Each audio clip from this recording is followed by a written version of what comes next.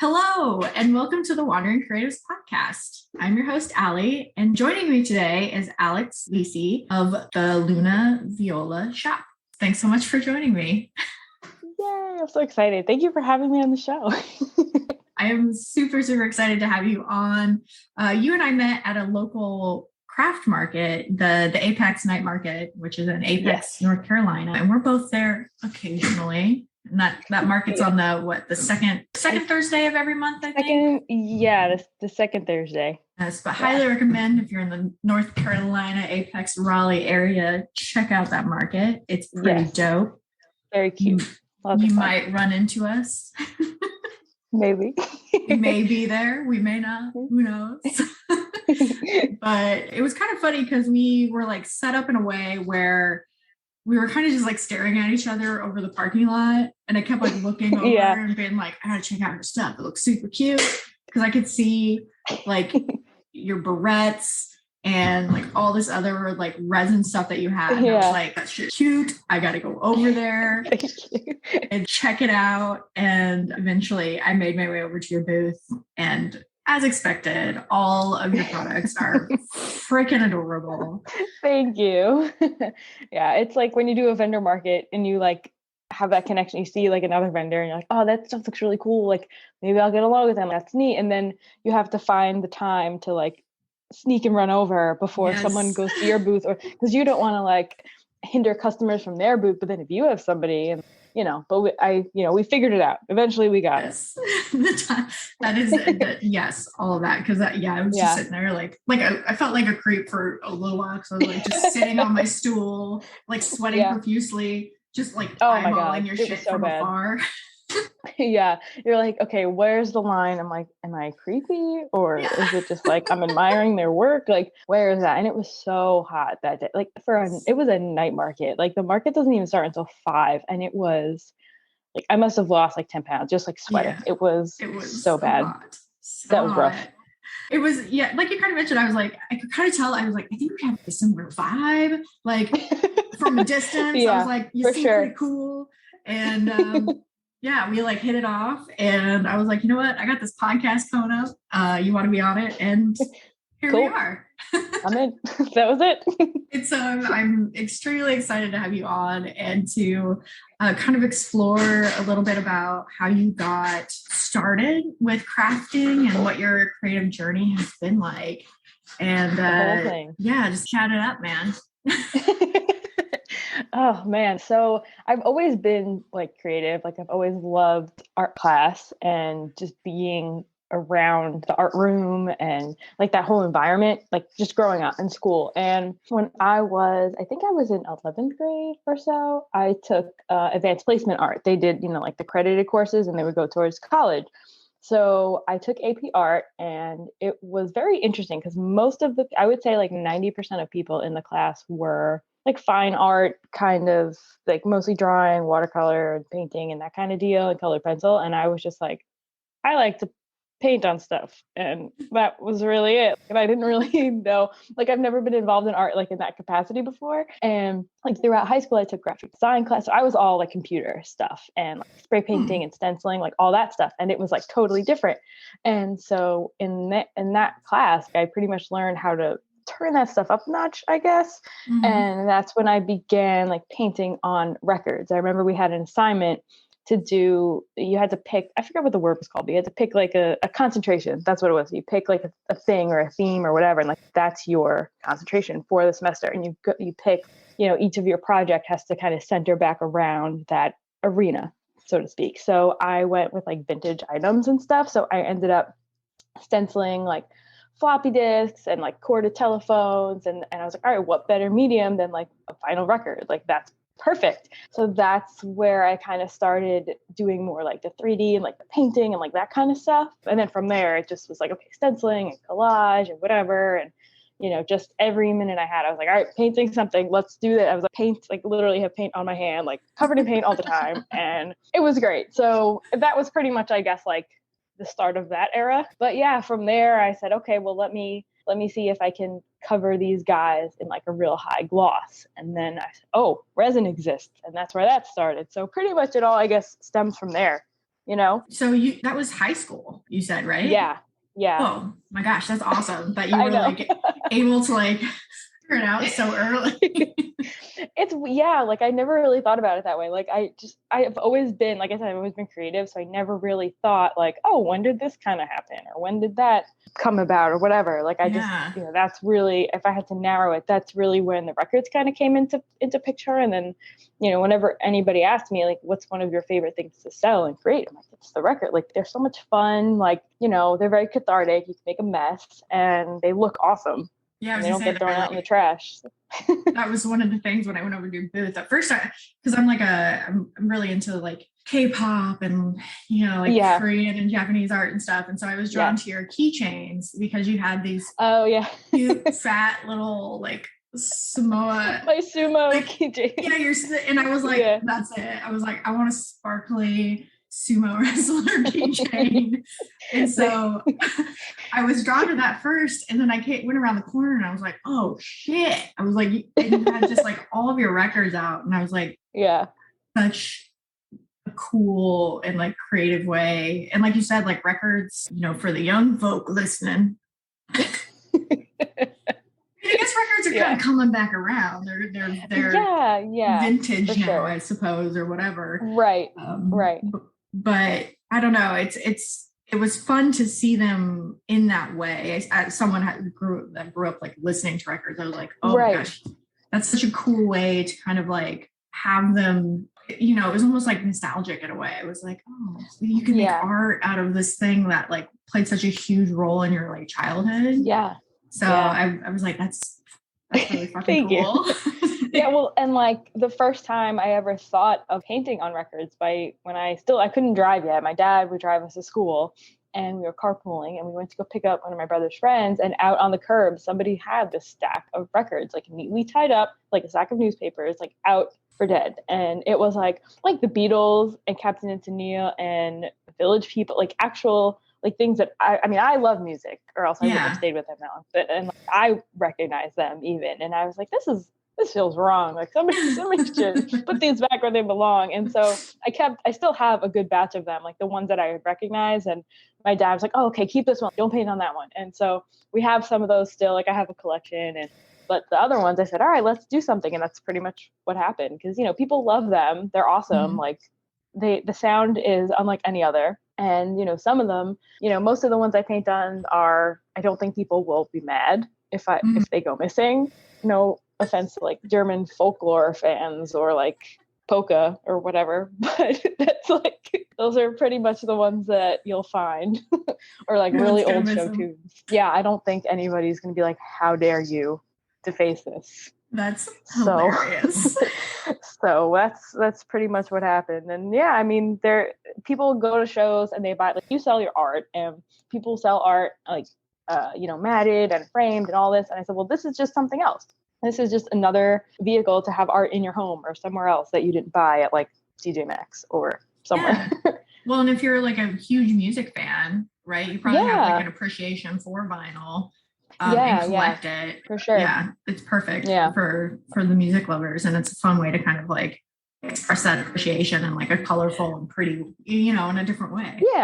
Yeah, for sure. And so I wanted to ask you about the name of your shop. And we were talking a little bit before we started recording because I struggled with the name of your shop. And so I would love to have you kind of explain, like, I will explain. Where the shop name came from. How did you come up with it? And kind of what the story is behind Luna Viola. Perfect. You nailed it. Good job. So I didn't really want to use my own name because like Alexandria is my full name. And so Alex is already like a shortened version of that I just prefer to go by most times. So I was like, okay, well, I want something that's still like me and what I like and can be used like to kind of put like as an umbrella for all of like my artsy kind of stuff. So I was like, all right, I love the moon. Like, I think there's a moon on my shirt. Like I have moon tattoo. Like I love the moon, like nighttime, just like, love to look at the stars. And I have a little necklace, like all that stuff. So, and that's always like forever. It's always been that way. And I said, okay, well, I want something moon. I don't know how we're going to work this in. And then I'm like, okay, well, what else do I like? I like art, I like cute, fun, like making a mess. And nothing really was kind of hitting it. And I said, well, purple's my favorite color. And I've been very into purple lately. And I said, all right, maybe we can do something here. I was like, oh, the purple moon sounds kind of cool. Or like moon of purple, something like that. And Justin, my boyfriend, he goes, well, you're Italian. I said, well, yeah. And he goes, well, maybe you should make it an Italian. I was like, okay. And that's where it came from. And so Luna Viola, or some people Viola, some people think it's violin. I don't really know how that happened. But and then a lot of people think my name is Luna. They'll come up, oh, hi Luna. I'm like, okay, this is my name now. All right, cool. But it's fine. So, but yeah, that's pretty much how it happens. I feel like it fits. You know what I mean? Like, thank you. Because sometimes, like, I had to change mine actually, because I was going with Coots Creations when I first started doing markets, and I was like, okay, my last name does not look how it sounds, like Coutts. Like, it does not look like Coots. I did not think of it that way until you just said it right now. Yeah, and so I was like, all right, people are probably like, what the fuck is this? Like, what does this work? And so I changed it to Wandering Creative, because that's what I like go on by, like, on socials and stuff. But yeah, you are the Wandering Creative. I like to wander. But well, you wander from market to gallery to podcast, and you're very creative. So, yep. Who knows where I am half the time? No one knows, but you're being creative, so it's fine.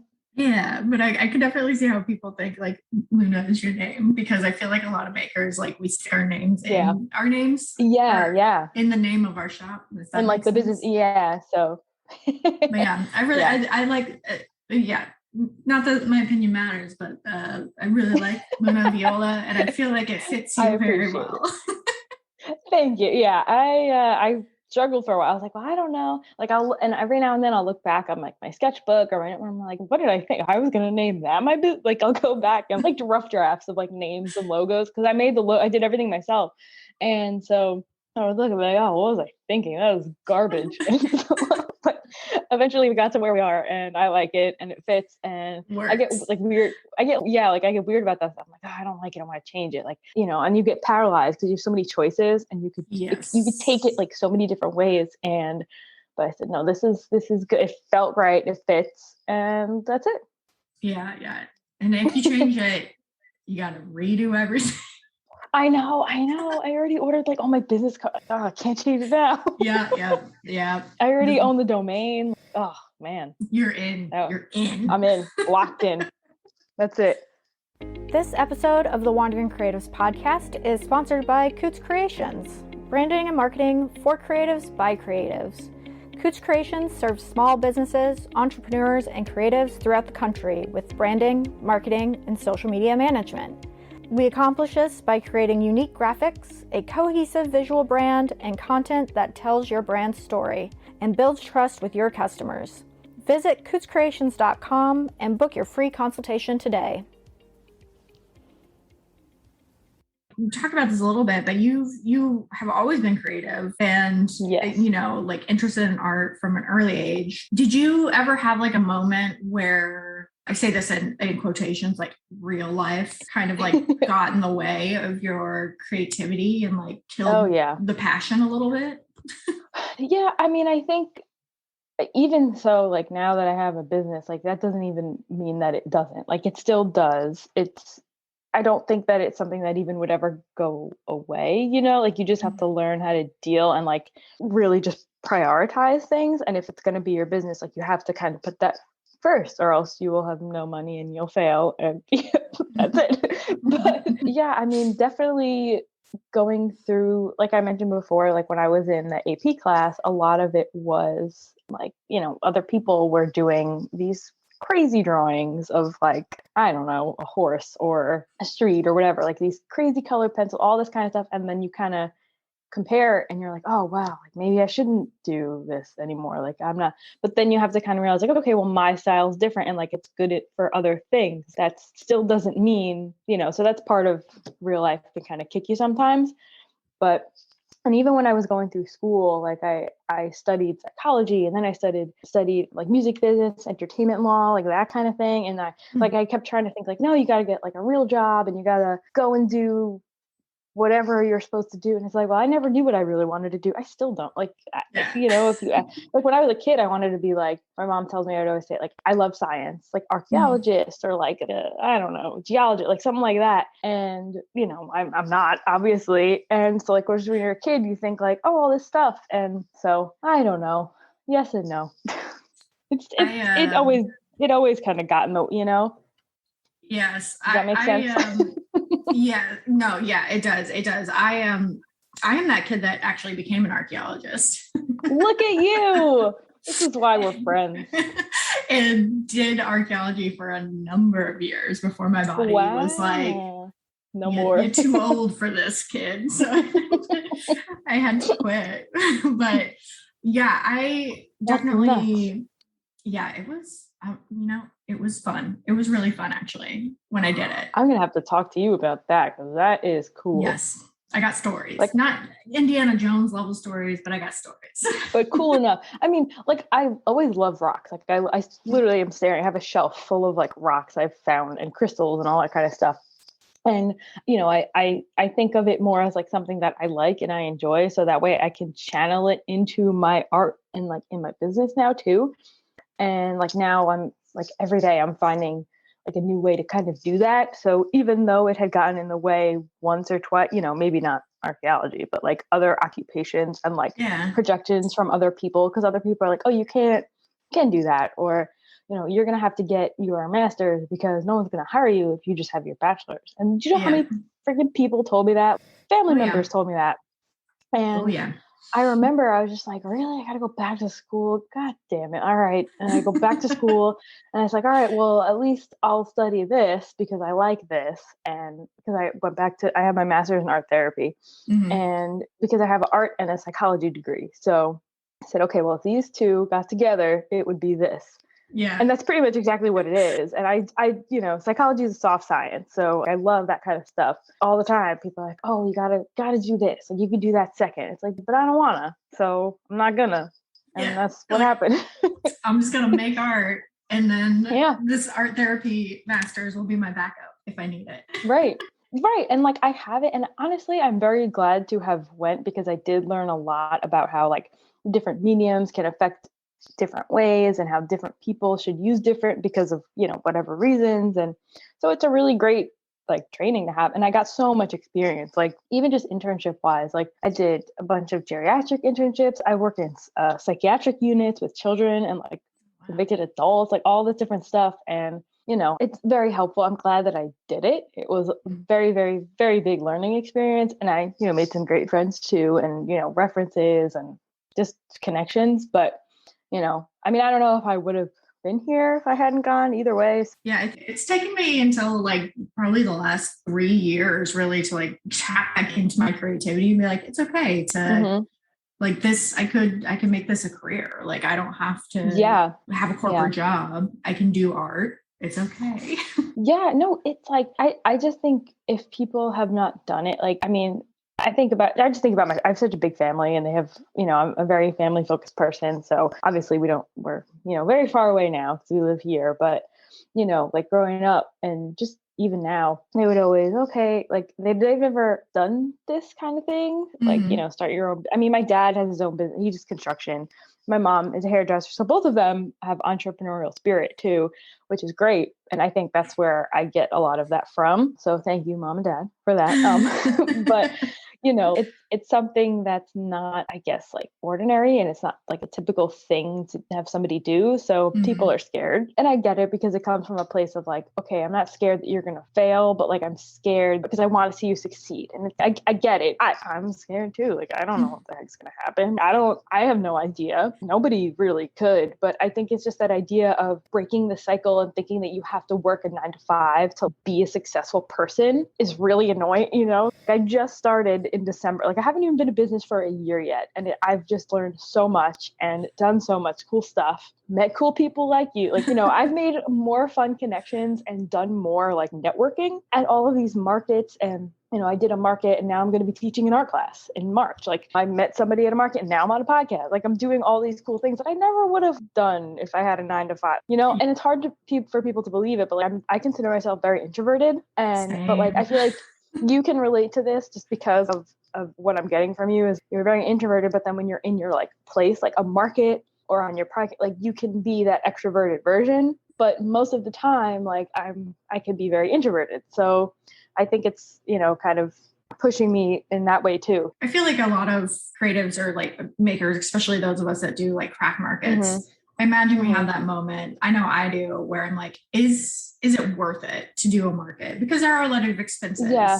I have that feeling like every day. Like yesterday, I literally was like going through my calendar and it's like, I better make some more money at these markets or else I can't even pay for the rest of that. Like they are expensive and sometimes they're a total flop. And like sometimes if the organizer cancels, you don't even get any money. But like some of them will do half. I feel like that's really fair because, okay, well, they didn't make any money, but also like we paid and we didn't even get a chance to make money. So at least like break even, like split it. Give us something back.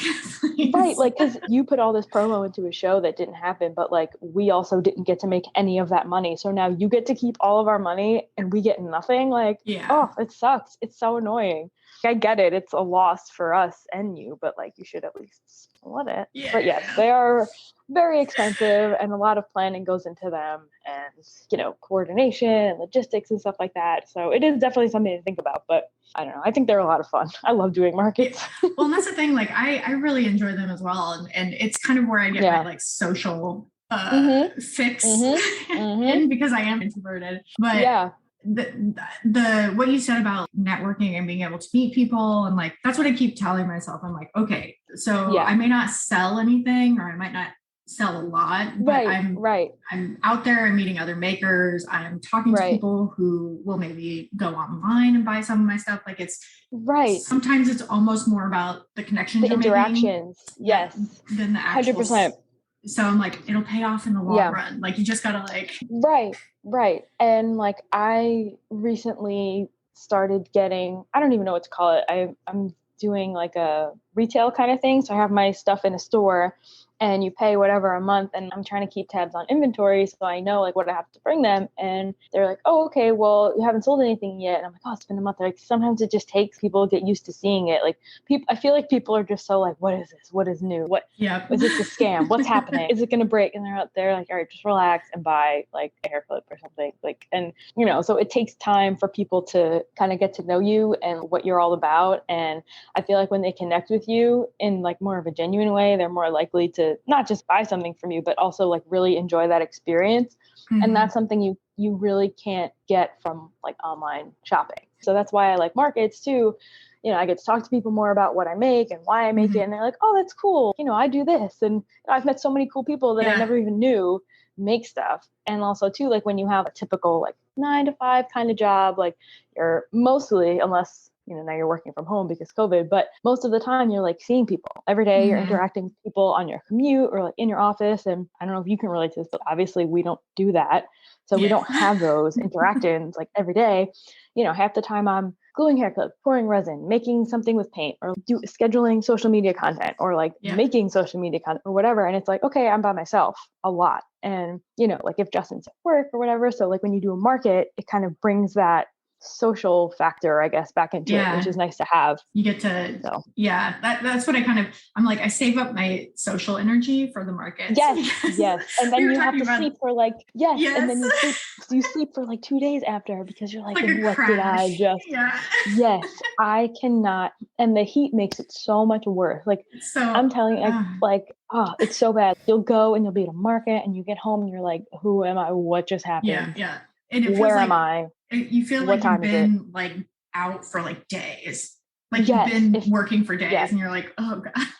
Like you just got back from like a 9-year trek across the Atlantic or wherever the heck. And you're just like, what is anything?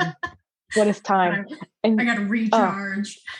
Yes, for real. And like, I don't know if it's just like the introvert in me or like all of the other, probably all of it. And just because it's so hot and like you're interacting with so many people and you have to remember so many things. Like I have really bad Yes. anxiety. So like Same. leading up to, yeah. So you could probably relate to this too. It's like when you lead up to a market, it's just like, where's the credit card reader? Where's the paper? Where's this? Yep. What is happening? And you just make sure you bring everything, fit my car, like with as much crap as I can get in there, show up. And then like once it's over, like because of the anxiety, because of the introvert fact, like you just feel like, oh my God, like you crash. Like you said it perfect, like you just crash. And then like the next day is like, don't even schedule anything the next day because it's not going to happen.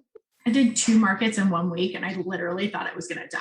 I was oh like, my God, I again. have a couple of those coming up and I'm just like so scared because it's going to be like so rough. But I just coffee, lots of Gatorade, like.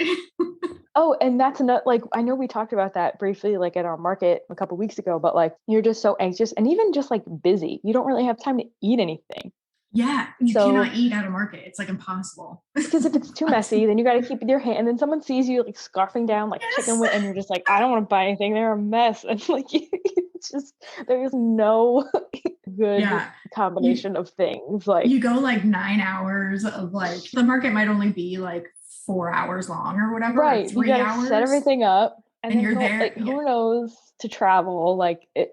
Yes. Yeah. It's a whole, it's a day. Like you spend your entire day, like the day before and the day of prepping for it. Yeah. Or at least I do. Yeah. And then you get there like probably like 2 hours early on average. Yeah. Depending. Yeah. Oh my God. Yeah. Do you know what goes great with listening to podcasts? If you said a warm drink, you're absolutely right. Just imagine you're sitting back, you're listening to your favorite podcast, all while holding a nice, cute-ass mug in your hand with your favorite hot beverage in it. If you're wondering, where can I get a mug like that? Well, you're in luck. You can swing by the Coots Creations Cute Coffee and Tea Mugs Etsy shop. They've got everything from enamel coffee cups to travel mugs, all featuring adorable original artwork. Head over to etsy.com/shop/Coots Creations and use promo code WANDER for 10% off any mug. I recently saw you're gearing up for Halloween and making cute Halloween little tiny earrings. Yeah. And they're just so freaking adorable. And they're all resin. Thank you. Yes. Yes, they are. And you got into resin as part of your record journey through high school. And it's something you do like resin, but then you also like paint on whatever you're making. Is that kind of how you do some of your stuff? Some stuff, yeah. So like with the records, those will be, most of them are like acrylic paint or spray paint base, or sometimes I'll do like effects and stuff, depending how fancy I'm feeling that day and the weather, because humidity, sometimes they don't dry as quick, and resin is very temperamental. So that's how I got into resin, like you said. And, I wanted to kind of gloss them over, and I was like so bad at resin. Like I would not mix it. It was awful. Like I ruined some records because of like how crappy I was at like working with resin.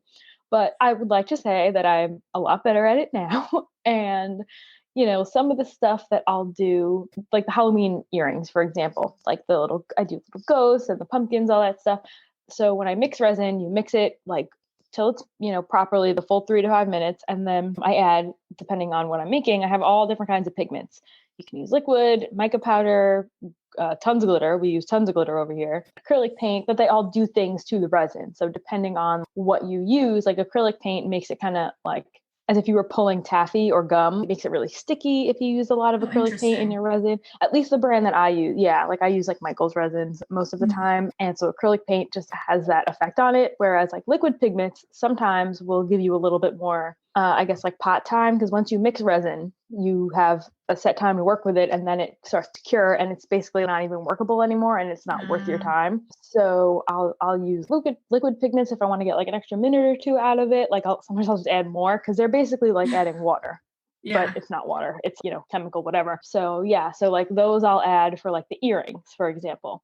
And once they cure in the molds, I pop them out, I give them a nice sand, and then they take a bath to get all the extra resin off of them, and then they're glued and ready to go. Whereas some stuff I'll do, I don't think I had these. I don't know if I had them at the market that I saw you, but I got this mold for really tiny Kirby stud earrings.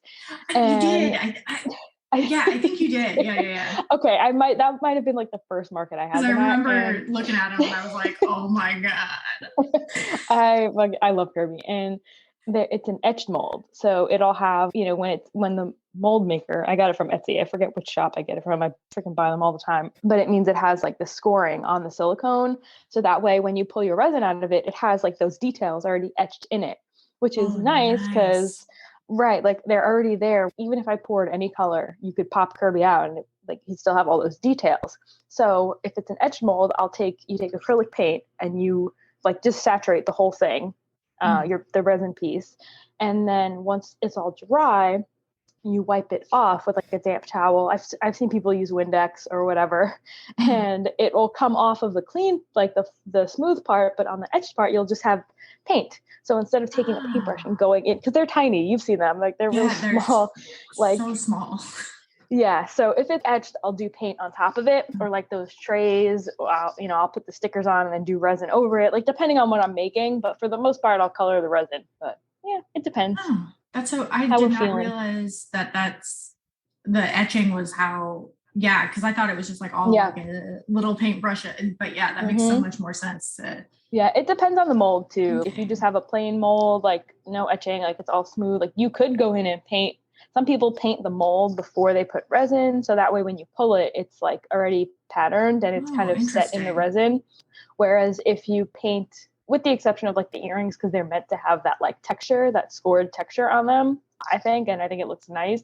But if you're doing like a tray or like a bigger piece, you would probably want to do like a thin layer, like when I make those trinket trays. So that way the paint doesn't come off over time, because acrylic paint, depending on, the quality. So you can literally do so many things. Like I could talk for like 9 hours. Oh my gosh. Probably I'm so interested in resin. It's something I have thought about doing probably for like the last 2 years. And I actually bought like all the stuff to do it. Really? Like I bought the resin. I have like a whole bunch of like cute little like things and molds. And I was like, I'm doing this. And then I never did. I'm telling you, it's intimidating. I started with the records and I was like, I'm so bad at this. This is awful. And a lot of times I'm very good at like, okay, let me try this hobby. I hate this. I'm not good at it. Let me pick another one. And I do that a lot and I'm very stubborn, but like resin, I was like, no, let me try again. Like I liked it and I stuck with it for some reason. And now obviously I'm glad I did, because now I'm here and I have my business, which is 80% resin based. Yeah. But it's rough to start. And so I'm working on I put up a very, very crappy YouTube video yesterday of just mixing, like just because you have to mix the ratios right and air bubbles, and you have to mix for 3 minutes, but if you go too fast, I'm done, I'm not going to mix right, and it's like a pain in the butt. But I want to take that, I guess, like intimidation factor out of it, so that way people are more inclined to try it, because you can do so many cool things with it. Well, and that's why I didn't do it, because I was reading, but, because it's like with the resin, right? You're not supposed to breathe it in. Like you need to be in a certain type of space. You got to do this. And I was like, oh my God, this was way more complicated than I thought it was. I was like, I don't think I have the mental capacity to do this, because it is very it can be a lot. And like I said, I want to take that factor out. I want to take that out for people, because like I said, I think you could do some pretty neat stuff with it. And I was going to teach a class about resin, but it didn't get passed because of all of those things, like the liability factor. And everybody's got to wear a respirator, and that's really expensive. And, so I think I'm going to take to the internet and just make some very bad YouTube videos. And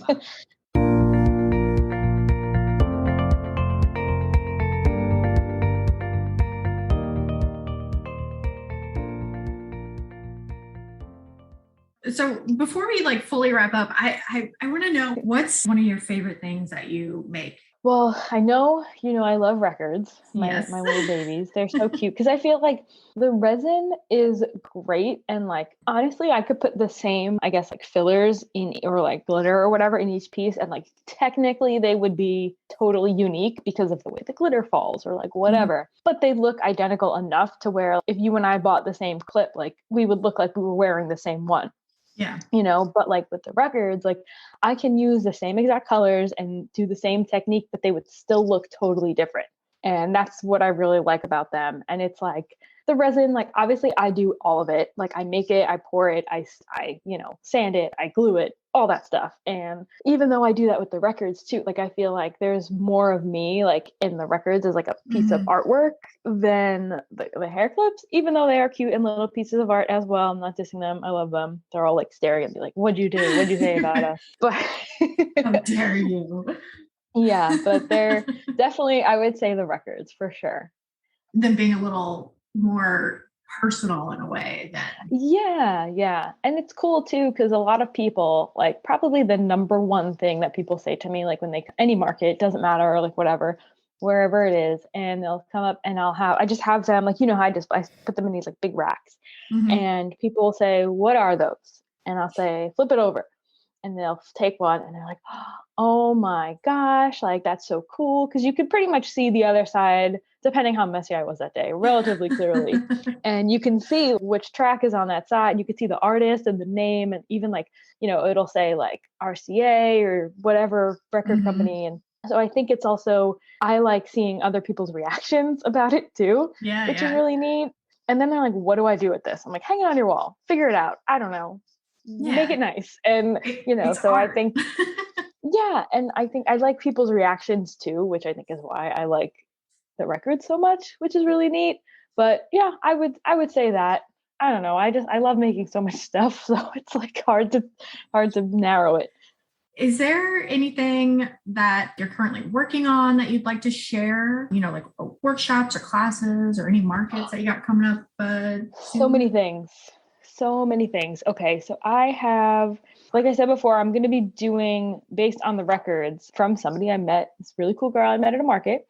She was like, hey, those are cool. You want to teach people how to make them? And I was like, all right, cool. Let's do that. So it's not going to be until March, but in March of next year, we're going to be doing, it's like an hour long, like acrylic pouring, like record class, which is really cool. So you get to paint on your own record and I teach you how to make it. And since I've been doing those, I've applied that technique to like lots of other things too. So, wooden trays or tile coasters I've made, which are really fun. So you can, once you kind of learn how to do it, you can apply it to pretty much I've made a table before, like anything, which is really cool. And we've got some markets coming up. The holiday season is like full swing right now. Like I can't even fathom like how the next 3 months are going to go by, but we've got a lot of markets coming up. We'll be at Raleigh night market. We're going to be doing some brewery markets, which are a lot of fun, because then you can have a drink and eat a little snack and it's not as bad, and most of them are indoor too, which is nice. And we're just kind of making a lot of seasonal stuff, which is fun. So, because they don't stay around too long. So people are, for those people who really love Christmas or Halloween, they're like, oh my God, something for me, which is really nice. So yeah, definitely all that exciting stuff. Where can folks find you? Like you said, you have markets coming up, you've got, you gearing up for the holiday season, like, socials, website, all that stuff. So we're on Instagram and Facebook. We're Luna Viola Shop, because Luna Viola was conveniently taken, but it's fine. We're not bitter about it. So all of those are at Luna Viola Shop. We also have a TikTok. Oh, nice. Disclaimer, we're not great at it, but it's fun. And I like to share like resin tips and tricks too, like to teach people how to do it. And I will sit and obviously, I'll sit and ramble and talk. So like to do something in 60 seconds is like, so, but we have all of those. And then we do have an Etsy. It's Luna Viola Shop at Etsy, but we also just launched our own website, which is lunaviolashop.com. I'm so excited. It's official. So that's really now. cool too. It's very official. No going back now, no changes. But definitely I would say your best bet, like for finding out where we're going to be and like for class offerings and YouTube videos, like just if you want one link for everything, I would say go to Instagram, because I have everything in our bio and I answer my DMs, or I try to for the most part. And if you have any like resin questions, I love when people ask me questions and teaching people that kind of stuff. So definitely check it out. Amazing. This has been such a fun conversation, and I have enjoyed hearing more about your story and kind of your creative process. And thank you so much for being on the Of podcast. course. Thank you for having me. You're so much fun to talk to, and you understand a lot of the market stuff. So it's nice to have that too. So I appreciate it. I'll come back whenever you want. Amazing. Yes. We might have to do just a resin episode or something, or just market tips and tricks, or I don't know. Something. Whatever you want, you let me know. Oh my gosh. Yes. Thank you so much, Alex. And as Alex mentioned, you can find Luna Viola Shop on Instagram at Luna Viola Shop, lunaviola.shop.com, and also on Etsy and TikTok. Again, I'd like to thank Alex for being on today's episode. And I want to thank you, the listeners, for tuning in today. If you have questions, comments, thoughts, whatever, you can text or call us on our hotline. That's 252-419-6004. And we will include them on a future episode of the podcast. You can follow the podcast on Instagram at wandering_creative_, and also check out our website, cootscreations.com. Be sure to like, rate, and review the Wandering Creatives podcast wherever you do your podcast listening. This has been a Coots Creations production. Follow the show on Instagram at wandering_creative_ and on Twitter at wandering_pod. For more information, go to cootscreations.com. Like, rate, review, and subscribe. To sponsor the Wandering Creatives podcast, visit www.cootscreations.com/podcast-sponsorship-opportunities. You can also click the link in the episode description below. To be a guest or a featured maker on the podcast, click the link in our Instagram bio or contact us at cootscreationsllc@gmail.com.